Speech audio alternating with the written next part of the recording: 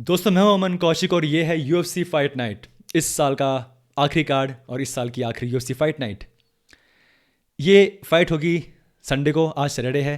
कल सुबह 5:30 बजे सोनी 10 2 पे इंग्लिश में कमेंट्री, सोनी 10 3 पे हिंदी में और सोनी लिव ऐप पे। अक्सर होता है कि जब मैं बनाता हूँ ये video UFC fight night preview या UFC पे प्रीव्यू, मुझे कमेंट्स में पूछते हैं लोग कि ये फाइट हम कहाँ देखें, किस टाइम होगी। सो मुझे लगा कि शायद मुझे ये जो स्क्रीन है जो देखी आपने कि फ़ाइट कहाँ पे देख सकते हैं, किस टाइम पे है, सबसे पहले मुझे दिखानी चाहिए वीडियो में। तो अब आप जानते हैं ये फ़ाइट कब होने वाली है। ये जो कार्ड है ये वही कार्ड है दोस्तों जिस पे कुछ हफ्ते पहले तक हमजद वर्सेस लियोन एडवर्ड्स लड़ने वाले थे। और क्योंकि लियोन एडवर्ड्स को कोविड हो गया था, फाइट से बाहर हो गए थे, और जो को मेन इवेंट था इसमें थॉमसन वर्सेस नील, वो अब मेन इवेंट है। तो देखते हैं पूरा कार्ड कैसा है। ये सबसे पहले main event obviously Steven Wonderboy Thompson rank number 6 versus Jeff Neal rank number 11। ये बहुत ही इंटरेस्टिंग फाइट है इस डिवीजन के लिए। वंडरबॉय थॉमसन के लिए बहुत ही ज़रूरी फाइट। लास्ट फाइट उनकी थी वर्सेस विसेंटे लुके, उसमें उनके दोनों हाथ में फ्रैक्चर हो गया था और एक लंबा उन्होंने गैप लिया। वापस आ रहे हैं वो गैप के बाद। सिमिलरली जेफ ओनील, उनका भी पास एक गैप है इस फाइट से पहले तक। और जेफ नील एक पावरफुल स्ट्राइकर है। उनके जो हैंड में पावर है वो बहुत ज़बरदस्त है कंपेयर टू थॉमसन जो कि काफ़ी ज़्यादा किक हैवी हैं। और मैं थोड़ा क्यूरियस हूँ कि अगर लास्ट टाइम उनके दोनों हाथ में फ्रैक्चर हो गया था तो वो कितने इस बार अपने पंचेज यूज़ करेंगे बजाय किक्स के। नॉर्मली थॉमसन बहुत किक्स यूज़ करते हैं और आई फील कि इस फाइट में भी वो किक्स का और ज़्यादा यूज़ करेंगे मेरे अकॉर्डिंग। बहुत इंटरेस्टिंग फाइट। ये फाइट जीतने के बाद थॉमसन जो कि अभी भी रैंक नंबर 6 पर हैं, शायद रैंक नंबर 4 तक पहुंच सकते हैं, जो कि बहुत इंटरेस्टिंग होगा। वेल्टरवेट डिवीजन है, स्टैक डिवीजन है, बहुत सारे यहाँ पे कंपटीशन है। तो आई थिंक ये फाइट जीतना बहुत ज़रूरी है थॉमसन के लिए। एट द सेम टाइम नील के लिए फाइट जीतना बहुत ज़रूरी होगा टॉप 5 में या टॉप 7 में आने का। को मेन इवेंट की बात करते हैं। Jose Aldo rank number 7 versus Marlon Chito Vera rank number 15 in bantamweight division. Interesting fight. Last time जो फाइट हुई थी ब्रेंडन वीरा की, वो फाइट वो जीत गए थे versus Shawn O'Malley. Shawn O'Malley deny it favourite, rice पे थे, आगे बढ़ रहे थे, हाइप ट्रेन में थे, और वो फाइट लेग इंजरी हुई थी शॉन ओमैली को because of continuous strike of Chito Vera, और वो फाइट वो जीत गए थे। यहाँ पे एक win over former champion Jose Aldo उनके लिए बहुत अच्छी होगी, क्योंकि अब तक जो सबसे बड़ी उनकी विन है वो लास्ट फाइट है। यहाँ पे एक win over Jose Aldo former champion उनके लिए बहुत बड़ा एक अप होगा, एक बड़ा स्टेप होगा। होजे आल्डो के लिए ये फाइट जीतना अगेन बहुत ज़रूरी है। हर फाइटर के करियर में ऐसी फाइट आती है कि वो फाइट उसको हमेशा बदल देती है।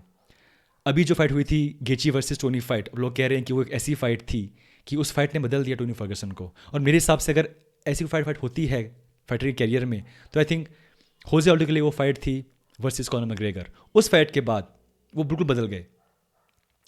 एक बहुत ही इंटरेस्टिंग स्टैट आया था इंस्टाग्राम पे कि कॉनर मैग्रेगर फाइट से पहले होजे आल्डो ने कितनी स्ट्राइक्स ऑब्जर्व की थी अपने ऊपर, और उस फाइट के बाद कितनी फाइट ऑब्जर्व की, तो बहुत डिफरेंस था। कॉनर फाइट के बाद होजे आल्डो ने बहुत ज़्यादा स्ट्राइक्स अपने फेस पे, अपनी बॉडी पे ऑब्जर्व की हैं, कि बहुत ही इंटरेस्टिंग है। तो उनके लिए फाइट जीतना बहुत ज़रूरी है। सबसे अजीब बात तो ये है कि होजे आल्डो हमेशा करते थे स्ट्रगल जब वो खेलते थे 145 में अपने वेट के साथ, और जब से वो नीचे आए हैं 135 पे वो आराम से वेट कट कर रहे हैं। तो ये बहुत ही वियर्ड होगा। नॉर्मली एक फाइटर एक एज के बाद वो ऊपर जाता है एक डिवीजन ताकि वो आराम से वेट कट कर सके, पर वो नीचे आए और आराम से वो वेट कट कर रहे हैं, क्योंकि बहुत ही इंटरेस्टिंग है। अभी भी यंग है होजे आल्डो, 34 ईयर्स ओल्ड, और क्योंकि उनका बहुत लंबा कैरियर है, लगता है कि पता नहीं वो कब से खेलते आ रहे हैं। बट एक बहुत बड़ा जो फैक्ट है, होजे आल्डो आज 34 ईयर्स ओल्ड हैं, और जब पहली फाइट हुई थी सोल्जर ऑफ गॉड ह्यूल रोमेरो की तो 35 ईयर ओल्ड थे। ये आपके लिए इंटरेस्टिंग फैक्ट है। देखते हैं बाकी fight. Michael Pereira versus Khaos Williams. अब ये जो फाइट है डेफिनेटली केओस विलियम्स एक अमेजिंग फोर्स है। उनके जो नॉकआउट रील्स हैं, उनकी जो हाईलाइट हैं वो बहुत ज़बरदस्त हैं। उनके पास जो पावर है वो करते हैं यूज़ अपने हैंड्स के साथ, और वो बहुत ही ज़बरदस्त है। यहाँ पे एक और विन एक इस टाइम पे आई थिंक उनके लिए बहुत अच्छा होगा। ये जो पूरा साल रहा है उनके लिए बहुत ही अच्छा रहा है, खासकर ये हॉलैंड बकली, ये ऐसे फाइटर जो कि बिल्कुल ऐसे अमर्ज कर रहे हैं इस साल में। इन्हें बोलते हैं पेंडेमिक से जो निकल के आए हैं ये फाइटर। तो आई थिंक यहाँ पे एक विन वी कैन एक्सपेक्ट एक नॉकआउट, क्योंकि ऑफकोर्स केओस हैं तो केओस होगा। Marlon Moraes versus Rob Font. Marlon Moraes rank number 3 versus Rob Font rank number 11 in bantamweight division. अब मार्लन मोराएस एक टफ फाइटर है किसी भी फाइटर के लिए। उनकी जो फाइट हुई थी वर्सेस होजे आल्डो बहुत ही कंट्रोवर्शियल फाइट थी, क्योंकि वो फाइट वैसे तो वो जीत गए थे, लेकिन अगर वो फाइट हम देखें फिर से तो लगता है कि शायद वो होजे आल्डो वो फाइट जीत रहे थे। बट वो आई थिंक जैसे वो फाइट स्टार्ट करते हैं किसी भी फाइट में वो बहुत एक्टिव रहते हैं, बहुत आगे बढ़ते हैं, लेकिन पता नहीं उनकी क्या मेंटल इशू है या क्या प्रेशर इशू है कि बहुत जल्द वो जो उनका जो होता है फोर्स जो रखते हैं आगे वो कम हो जाती है राउंड 2 राउंड 3 के बाद।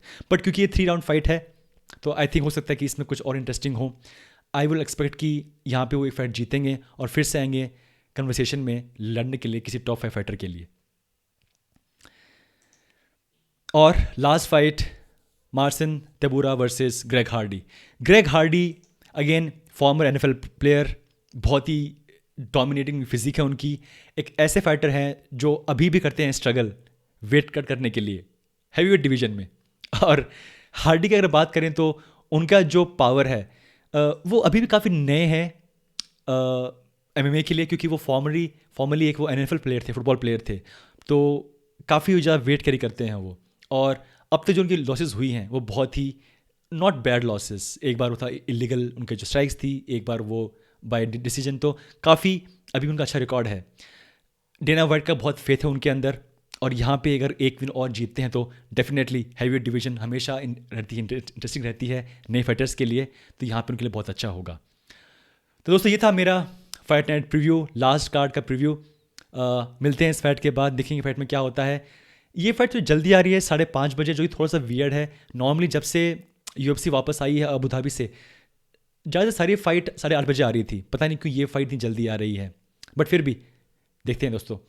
तो दोस्तों ये था हमारा फाइट नाइट रिव्यू। मिलते हैं कल इस फाइट के बाद, क्या रिजल्ट रहा, क्या रिकैप रहा, बात करेंगे आपसे।